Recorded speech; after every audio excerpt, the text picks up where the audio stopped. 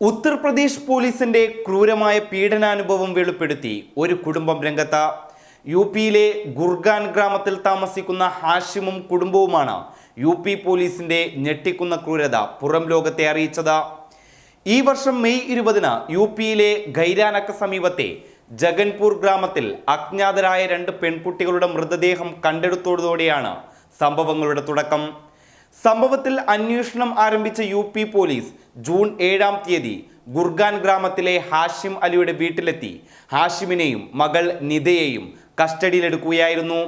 കസ്റ്റഡിയിൽ കൊണ്ടുപോയി തന്നെയും പിതാവിനെയും ക്രൂരമായി മർദ്ദിക്കുകയും കള്ളമൊഴി പറയാൻ നിർബന്ധിക്കുകയും ചെയ്തതായി മകൾ നിത വെളിപ്പെടുത്തുന്നു. മരിച്ച പെൺകുട്ടികളെ ഞാൻ കണ്ടതായി കള്ളമൊഴി കൊടുക്കാനും അല്ലാത്ത പക്ഷം തന്നെ ജയിലിലടക്കുമെന്നും അവിടെ വെച്ച് നിന്നെ ഞാൻ ബലാത്സംഗം ചെയ്യുമെന്നും പോലീസ് പറഞ്ഞതായി നിത വെളിപ്പെടുത്തുന്നു. ഒരു കേസ് പോലും ചാർജ് ചെയ്യാതെ തന്നെ 36 മണിക്കൂർ പോലീസ് ചോദ്യം ചെയ്തതായും 18-കാരിയായ നിത വെളിപ്പെടുത്തുന്നു. പിന്നീട് ഹാഷിമിനോടും മകളോടും വീട്ടിലേക്ക് പോകാൻ പോലീസ് പറഞ്ഞെങ്കിലും ജൂലൈ 18-ന് ഹാഷിമിന്റെ വീട്ടിലേക്ക് വീണ്ടും എത്തിയ പോലീസ് ഹാഷിം, അദ്ദേഹത്തിന്റെ ഭാര്യ ഷാസിയ, മറ്റൊരു മകളായ സാദഫ് എന്നിവരെ കസ്റ്റഡിയിലെടുക്കുകയായിരുന്നു. 3 വാഹനങ്ങളിലായി എത്തിയ പോലീസിനെ കണ്ട് ഭയന്ന് വീട്ടിലെ സ്ത്രീകൾ വാതിലടച്ചു. എന്നാൽ വാതിൽ തകർത്ത് അകത്ത് കടന്നായിരുന്നു പോലീസിന്റെ വരവ്. ഗൈരാന പോലീസ് സ്റ്റേഷനിലേക്ക് കൊണ്ടുപോകുന്നതിന് മുമ്പ് തങ്ങളെ മർദ്ദിച്ചതായി ബോട്ടണിയിൽ ബിരുദാനന്തര ബിരുദം ചെയ്യുന്ന 21-കാരിയായ സദഫ് പറഞ്ഞു. അവർ ഞങ്ങളെ ഇലക്ട്രിക് ഷോക്കേൽപ്പിക്കുകയും ക്രൂരമായി മർദ്ദിക്കുകയും ചെയ്തു. വൈകിട്ട് 5 മണിക്ക് ഞങ്ങളുടെ മൊഴി രേഖപ്പെടുത്തിയെങ്കിലും അർദ്ധരാത്രി വരെ ഞങ്ങളെ കസ്റ്റഡിയിൽ പാർപ്പിച്ചു, സദഫ് പറയുന്നു. പോലീസിന്റെ ക്രൂരത വിവരിക്കാൻ സാധിക്കാത്തതാണെന്നും ഇലക്ട്രിക്കൽ ഷോക്കിന് പുറമെ അടിയേറ്റതോടെ തന്റെ കേൾവി ശക്തിക്ക് തകരാർ സംഭവിച്ചതായും സദഫ് പറയുന്നു.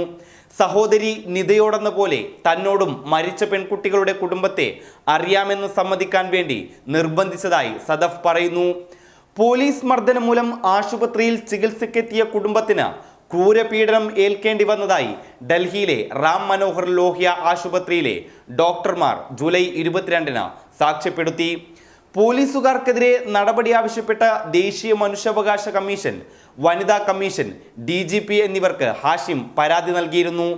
സംഭവത്തിൽ 7 ദിവസത്തിനകം വിശദീകരണം നൽകണം എന്നാവശ്യപ്പെട്ട വനിതാ കമ്മീഷൻ സംസ്ഥാന പോലീസ് മേധാവിക്ക് കത്തയച്ചെങ്കിലും മറുപടി ഉണ്ടായില്ല. ഓഗസ്റ്റിലും സമാനമായ 2 കത്തുകൾ അയച്ചെങ്കിലും മറുപടി ലഭിച്ചില്ല.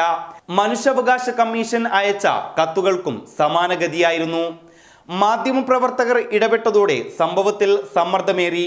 ഇതോടെ ഹാഷിമിന്റെ വീട്ടിൽ റെയ്ഡ് നടത്തിയ യശ്പാൽ ദാമ എന്ന പോലീസുകാരനെ ജോലിയിൽ നിന്ന് മാറ്റി നിർത്തിയെങ്കിലും FIR രജിസ്റ്റർ ചെയ്തിട്ടില്ല. ഇതിനെതിരെ കോടതിയെ സമീപിക്കാനൊരുങ്ങുകയാണ് ഹാഷിം. പോലീസുകാരുടെ പീഡനത്തിനിരയായി ശരീരത്തിലേറ്റ പരിക്കുകളുടെ ചിത്രങ്ങൾ സഹിതമാണ് കുടുംബം പരാതി നൽകിയത്. ഹാഷിമിന്റെ ബന്ധുവിനെയാണ് കേസിൽ പോലീസ് ആദ്യം അറസ്റ്റ് ചെയ്തത്. ഇയാളെ മോചിപ്പിക്കുന്നതിനായി പോലീസ് 6 ലക്ഷം രൂപയാണ് ആവശ്യപ്പെട്ടത്. തന്റെ കന്നുകാലികളെയും ആകെയുള്ള സമ്പാദ്യങ്ങളും ചേർത്ത് പണം നൽകിയെങ്കിലും പെൺകുട്ടികളുടെ മരണത്തിന്റെ ഉത്തരവാദിത്തം തങ്ങളുടെ തലയിൽ കെട്ടിവെക്കാനാണ് പോലീസ് ശ്രമിച്ചതെന്നും ഹാഷിം പറയുന്നു. News desk public Kerala.